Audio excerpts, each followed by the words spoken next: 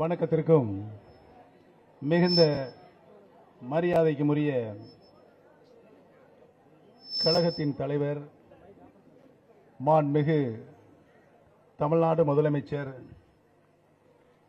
தளபதி அவருடைய நல் ஆலோசனையை அறிவுரையினை ஏற்று நம்முடைய சிவகங்கை மாவட்டத்தில் நடைபெற்றுக் கொண்டிருக்கின்ற சிவகங்கை சட்டமன்ற தொகுதி அளவிலான கூட்டத்தினுடைய தலைவர்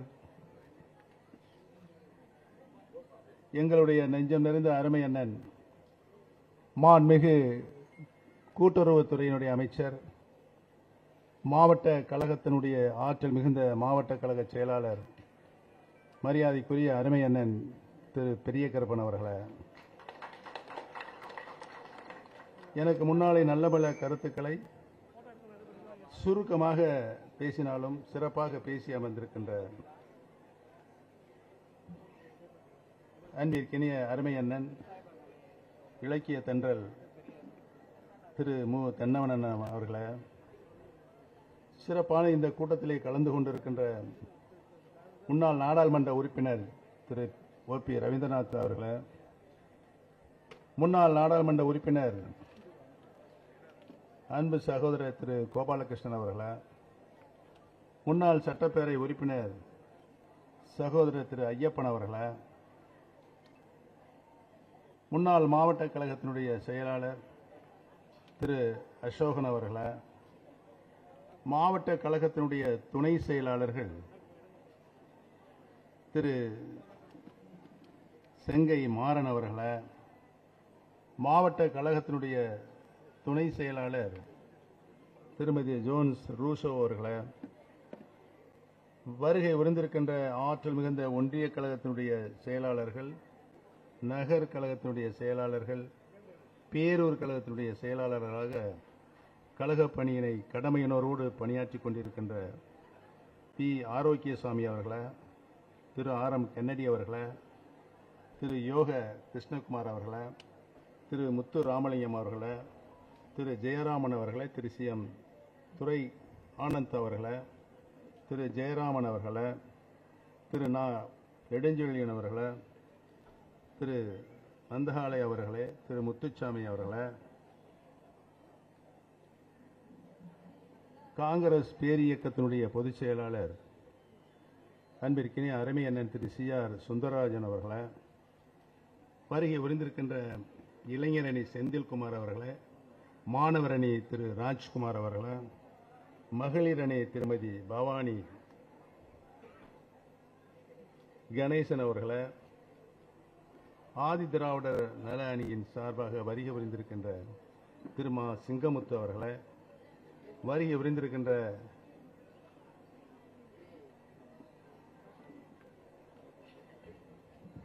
மாநில மாவட்ட நகர ஒன்றிய பேரூர் கழக கிளைக்கழகத்தினுடைய நிர்வாகிகளே, பெரியோர்களே, திரளாக வருகை புரிந்திருக்கின்ற தாய்மார்களே, சகோதர சகோதரிகளே, வருகை புரிந்திருக்கின்ற பத்திரிகை மற்றும் தொலைக்காட்சி நண்பர்களே, உங்கள் அத்துணை பேர்களுக்கும் என்னுடைய நன்றியும் வணக்கத்தையும் இந்த கூட்டத்தின் மூலமாக தெரிவித்துக் கொள்ள கடமைப்பட்டிருக்கின்றேன்.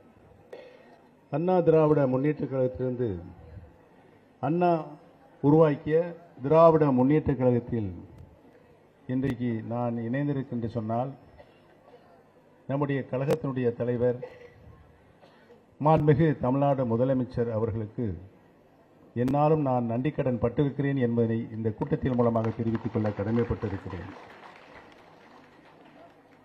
கடந்த 5 ஆண்டு காலம் ஒரு சிறப்பான ஆட்சியை தந்து கொண்டிருக்கின்ற நம்முடைய மாண்புமிகு முதலமைச்சர் அவர்கள் அனைத்து மக்களையும் எந்தவித பாகுபாடின்றி ஒருங்கிணைத்து அரவணைப்போடு மக்களுக்கு எது தேவையோ, எந்த திட்டம் தந்தால் மக்களுடைய வளர்ச்சி அபரிவிதமாக இருக்கும் என்பதை உணர்ந்து ஒரு தனிப்பட்டவனுடைய பொருளாதார நிலை மட்டுமல்லாமல் நாட்டுடைய ஒட்டுமொத்த பொருளாதார நிலையும் இன்றைக்கு உயர்நிலையில் உச்சநிலையில் கொண்டு போய் நிலைநிறுத்தியிருக்கின்ற மாண்புமிகு முதலமைச்சர் அவர்கள் இந்தியாவில் 38 மாநிலங்கள் இருக்கிறது.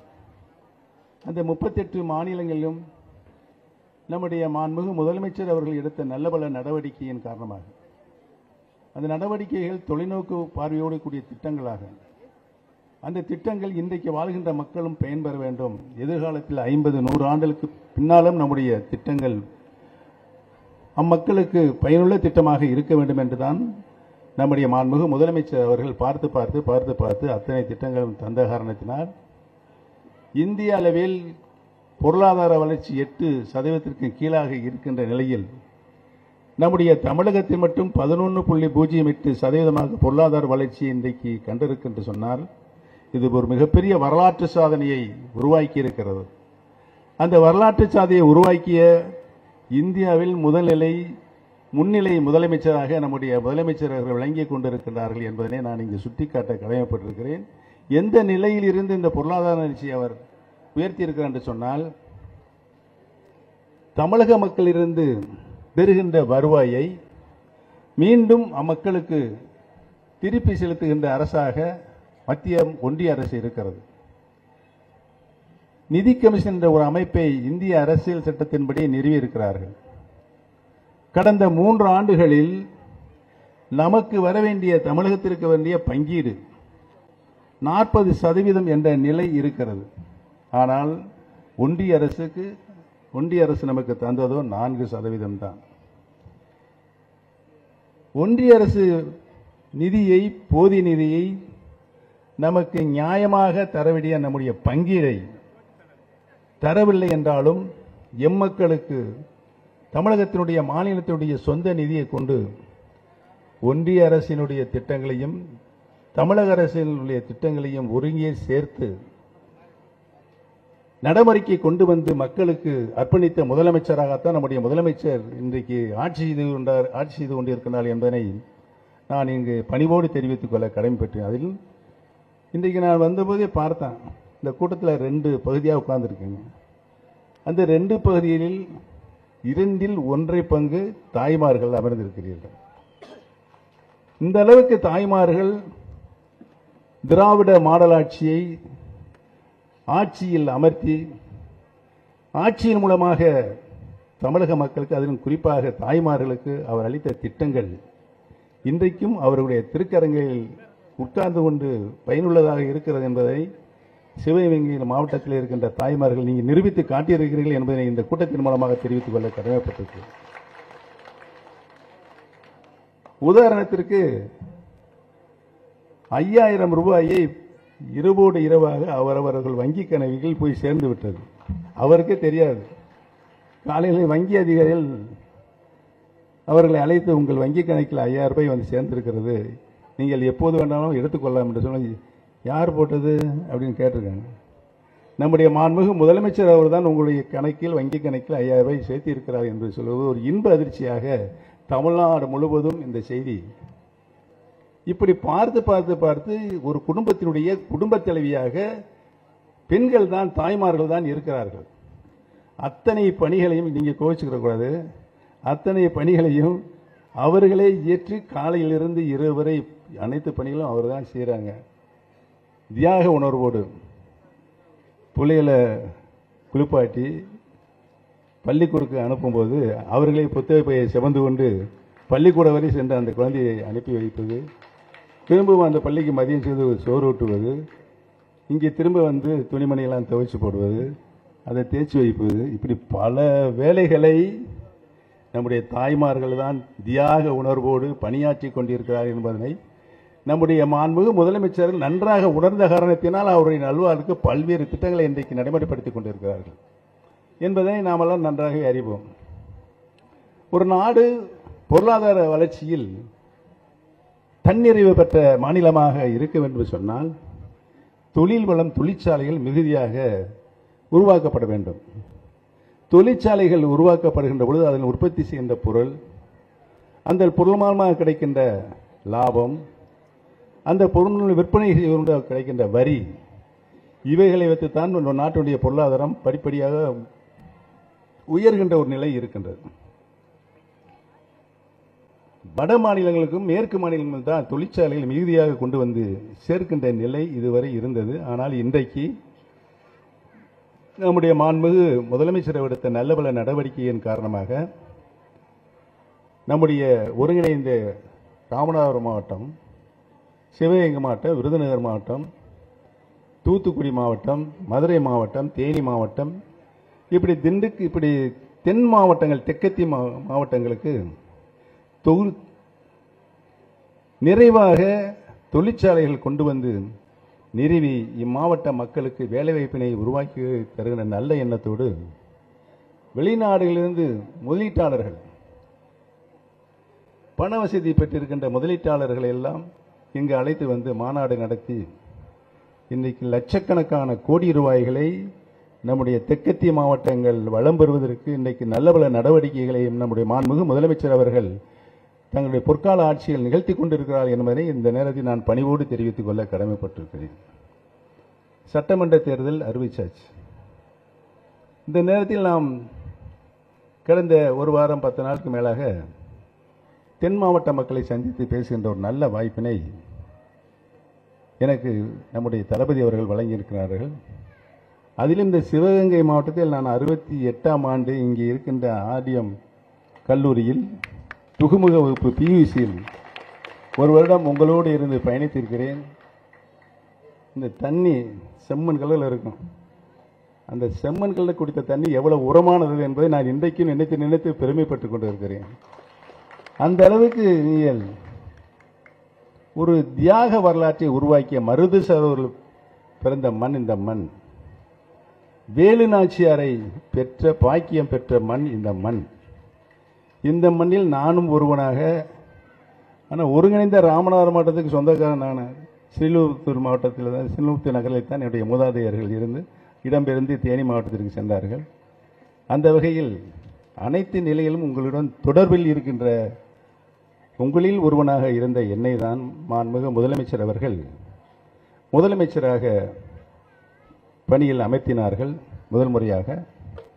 இரண்டாம் முறையாக 13 ஆண்டுகளுக்கு பின்னால் 2014 திரும்பவும் என்னை முதலமைச்சராக பணியமைத்தினார்கள். அந்த நேரத்தில் நான் எதிர்க்கட்சி என்ற நிலையிலும் அம்மாவுடைய ஆணையினை ஏற்று பணித்திருக்கிறேன். நம்முடைய முத்தமிழறிஞர் முதலமைச்சராக இருக்கும்போது நான் எதிர்க்கட்சி தலைவராக பயணித்திருக்கிறேன்.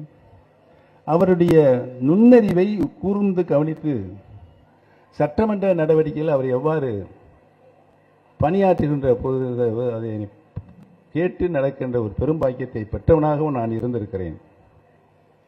முதலாக 2006 மாண்புமிகு முத்தமிழறிஞர் முதலமைச்சர், மாண்புமிகு முதலமைச்சர், நான் எதிர்க்கட்சி தலைவர். என்னை அவர் வந்து உட்கார்ந்தவுடன் பன்னீர்செல்வம் என்று அழைத்தார். நான் எழுந்து வணக்கம் தெரிவித்து என்னங்கய்யான்னு கேட்டேன். நான் திருவாரூருக்கு நன்றி அறிவு கூட்டத்திற்கு செல்ல இருப்பதனால் சபையில் இருக்கின்ற எதிர்க்கட்சி தலைவர் உங்களிடம் சொல்லிவிட்டுத்தான் செல்வது மரபு என்ற கருத்தை என் மனதிலே வைத்த பொழுது உள்ளபடி நான் மெய்சிலித்து போனேன். ஒரு முதலமைச்சர் சொல்லிவிட்டுத்தான் போக வேண்டும் என்ற நிலையில் இல்லை. ஆனால் அவர் சட்டமன்ற மரபை எந்த அளவிற்கு கையில் தூக்கி பிடித்துக் கொண்டு அதை நிர்வாகத்திடம் காண்பித்துக் கொண்டிருக்கார் என்பதை பார்த்து நன்றி ஐயா அப்படின்னு சொன்னேன். அவர் 1 மணி நேரம் 1.5 மணி நேரம் இருந்தாங்க.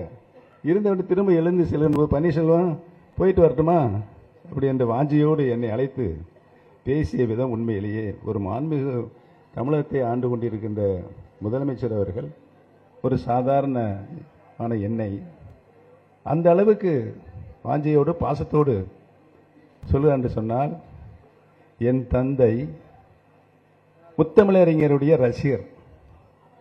அவர் கதைவசனம் இருந்த பராசக்தி மனோகரா படங்களுடைய கதைவசன புத்தகம் எங்கள் தந்தையாருடைய பீரோவில் இருந்துகிட்டே இருக்கும்.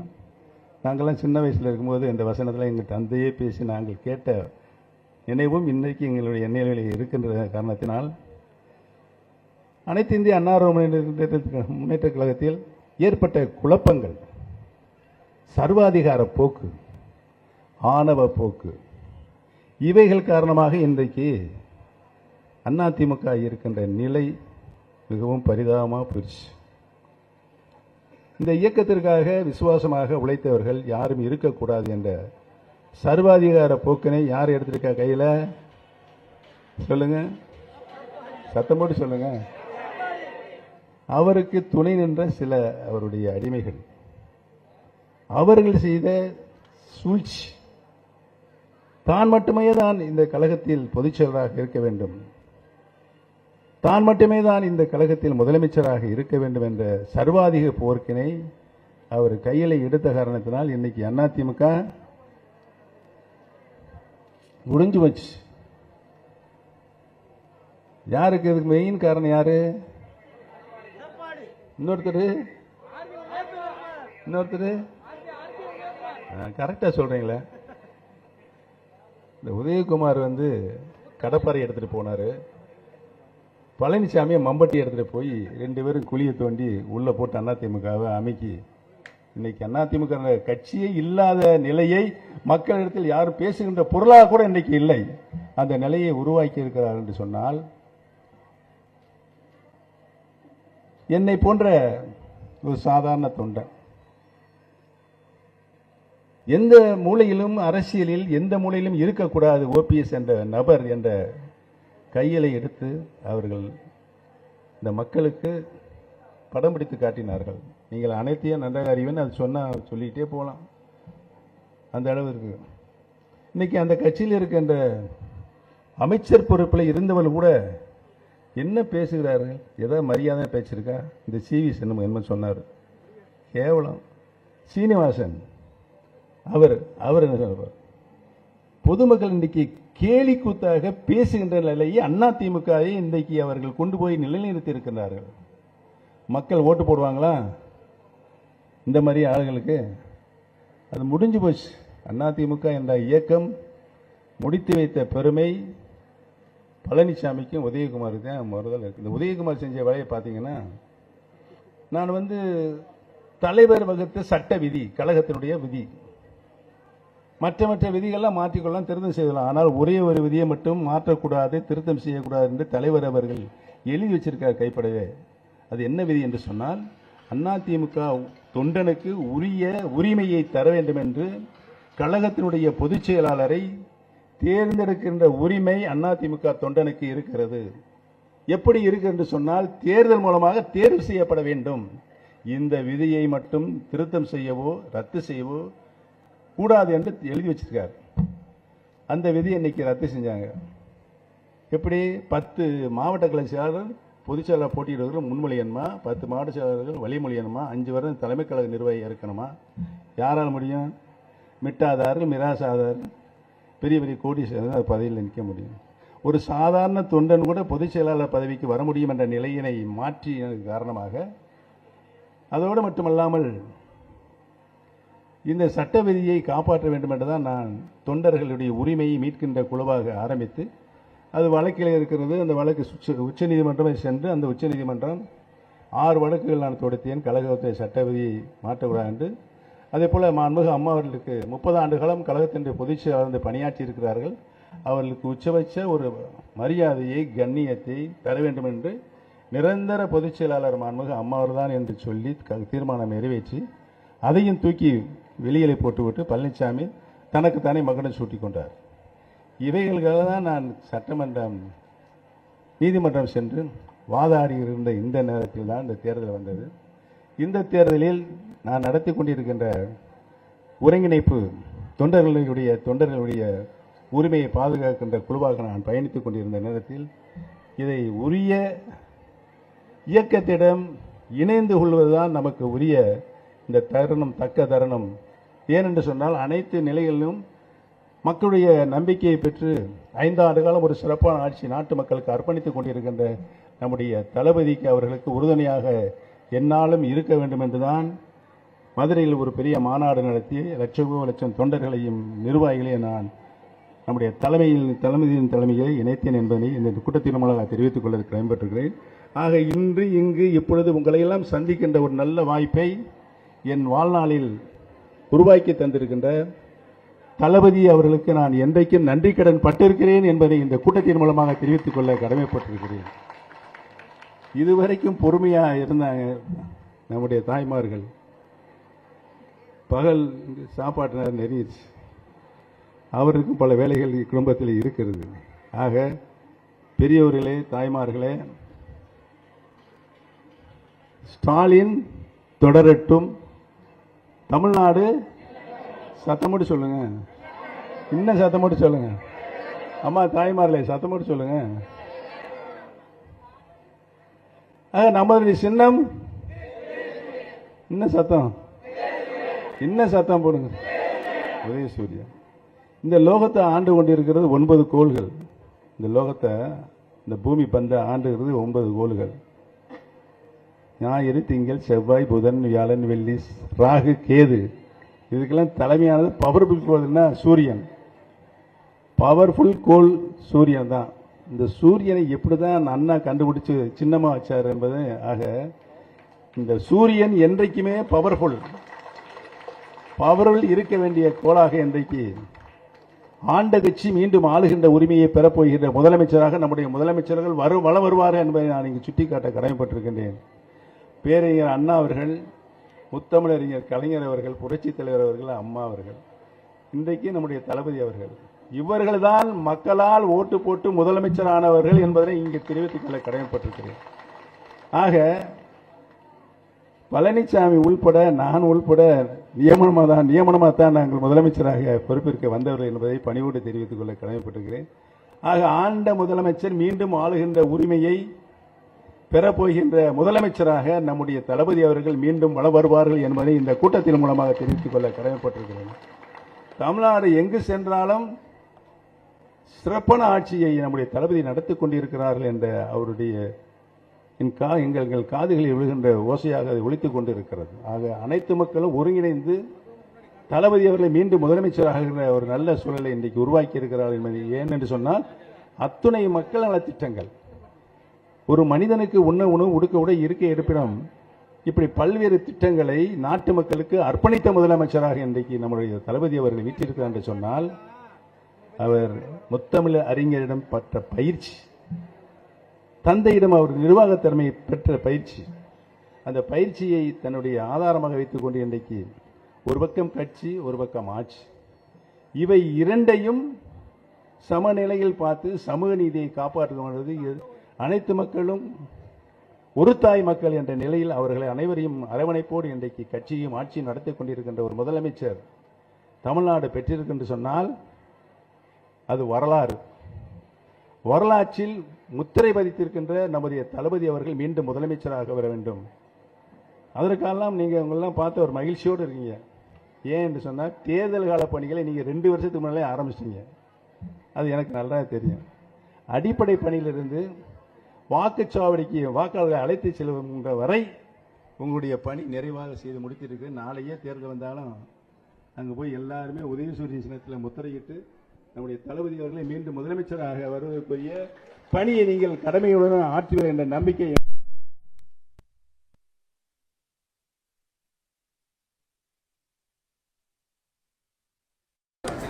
மீண்டும் தமிழகத்துடைய முதலமைச்சராக நம்முடைய தளபதி அவர்கள் வருவதற்குரிய பணியை ஒருங்கிணைந்து ஒற்றுமையாக செயல்படுத்தி மீண்டும் ஆண்ட முதலமைச்சர் மீண்டும் ஆளுகின்ற உரிமையை நாம் அவருக்கு பெற்றுத்தர வேண்டும். ஏனென்றால் சொன்னால், நமக்காக அவர் பல தியாக வாழ்க்கையை அர்ப்பணித்துக் கொண்டிருக்கிறார். எல்லாம் நினைவு கொண்டு வந்து நீண்ட நெடிய நேரமாக அனைவருடைய பேச்சையும் உன்னிப்பாக கவனித்து பொறுமை காட்டுகிறவர்களுக்கு என்னுடைய நன்றியை வணக்கத்தை சொல்லி விடுவதற்கு